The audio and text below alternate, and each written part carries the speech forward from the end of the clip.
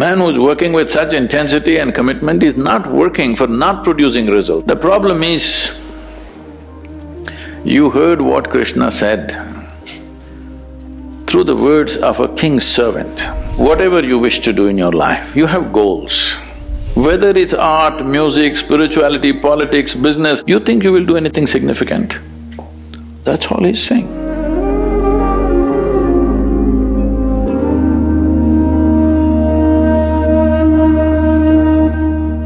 In the Bhagavad Gita, Lord Krishna advises us to keep putting in effort without being attached to the results. But I find it incredibly hard to keep working and not obsess over the results.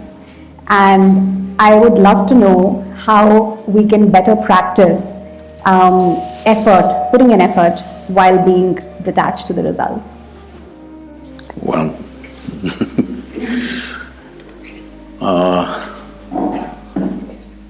I am not in any way well studied about any scripture. It's unfortunate, but I have to say I have not even read the Gita. But we know the life of Krishna, that people think Krishna means butter, girls and flute. But you need to understand this. All these things happened only till he was 16 years of age. So after 16, he lived an extremely committed life. His commitment was to marry the political process of the day with the spiritual process, because he saw, unless those who wield power are essentially in their experience have a larger sense of life and an inclusive sense of identity, not my family, my children, my husband, my wife, this stuff. You have a larger sense of identity, only then you must wield power. Otherwise, it will lead to corruption. People say, power is corruption. Power is not corruption. Limited identity is corruption. They believe they're doing the right things and they're doing the horrible things all the time because their identity is so small. So he was trying to change this. This was his whole life's mission. And always working for results. Hello? A man who's working with such intensity and commitment is not working for not producing results. Obviously, he's working for results. The problem is, you heard what Krishna said through the words of a king's servant. Nobody else told you. He only spoke to Arjuna. Arjuna never spoke. He lived for 36 years after that incident, but he never uttered one word what Krishna told him. Have you heard anywhere? He ruled as a king, but never once he said, Krishna told me this on the battlefield, not once. So everything that you have heard is only from Sanjaya, who was a king's servant. You must understand the quality of a king's servant, he's very reliable. See, if you…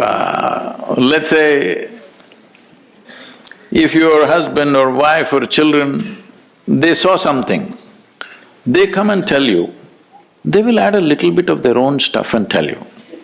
It is intrinsic to a human being. Their own opinions, ideas, other things will naturally get into what they're speaking. But a king's servant is trained never to add his opinion, otherwise his head will go. He will only interpret everything word by word as it was.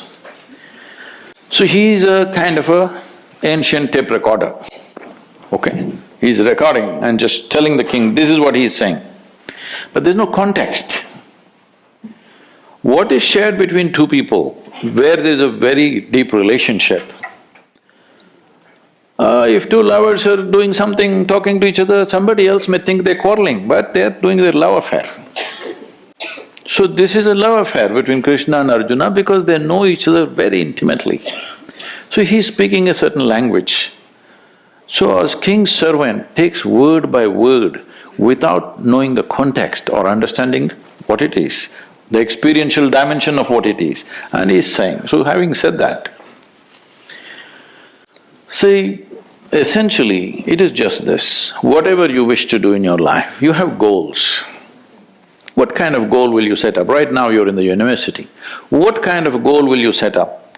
What you already know, you will exaggerate that a little bit and think it's a big goal in your life. Generally people call this an ambition, I call this a constipation.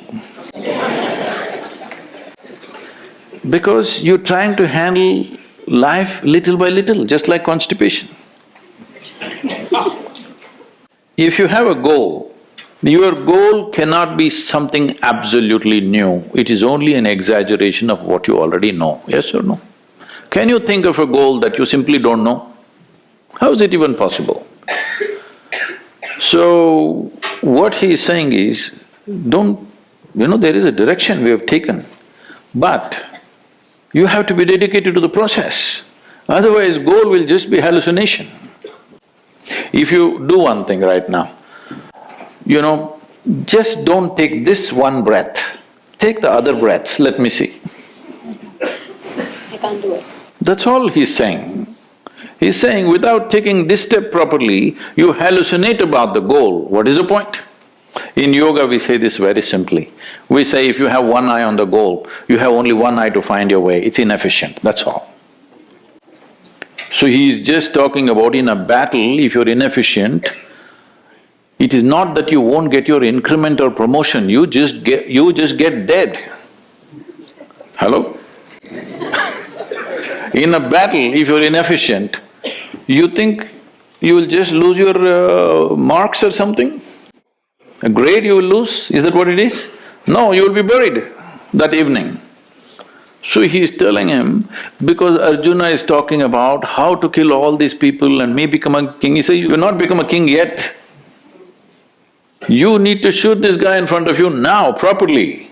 Otherwise, you… not the king, you will be buried today evening. That's all he's trying to tell him. Is it wrong? So, every year in the month of November, we have a business event. So, 200 CEOs were there last year also, this November it's coming again. And they just look at how seamlessly Isha Foundation functions, variety of activity, all volunteers. Volunteers means what? Nobody's trained for the job. They are super dedicated, but they're not trained for the job. And you can't fire them because they're volunteers. If you hired them, you can fire them, they're volunteers, how to fire them, you can't. So they looked at this and said, Sadhguru, we pick up the best from IITs and IIMs and all this stuff, but you're just doing with volunteers and your organization functions better than our companies, how is it? I said, see, all of you are dedicated to the goal. Here, I have continuously instilled in people that you're absolutely devoted to the process. Now what you're doing? You do this well. Most of them don't even know where I'm taking them, all right? They're working for a certain project, they don't know what is the goal. I have something else, if I tell them right now, they'll freak.